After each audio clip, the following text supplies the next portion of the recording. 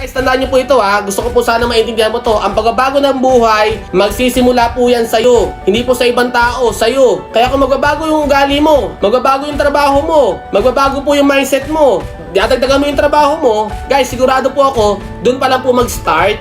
Doon pa lang po mag-start na magbago yung buhay mo. Pero huwag kang mag-alala, on process ka na, ongoing ka na. Saan? Sa resulta na gusto mo. Kailangan mo lang baguhin yung sarili mo. Kaya dapat willing kang makinig, willing kang matuto, willing kang magbago. Kahit hindi mo gusto kasi gusto mo magkaroon ng magandang resulta para sa sarili mo. Guys, para sa sarili mo muna bago sa pamilya. Intindi mo muna yung sarili mo, yung magaan sa'yo, yung masarap na buhay para sa'yo. Kasi pag natutunan mo kung paano maging masarap yung buhay mo, natutunan mo kung paano ihaw sa kahirapan yung buhay mo, magiging madali po sa'yo na tumulong. Bakit? Kasi ikaw mismo natulungan mo yung sarili mo. Kaya sarili mo na muna. Anong gusto mo? Para sa sarili mo. At syempre, para sa pamilya mo at sa anak mo. Pero sa'yo muna.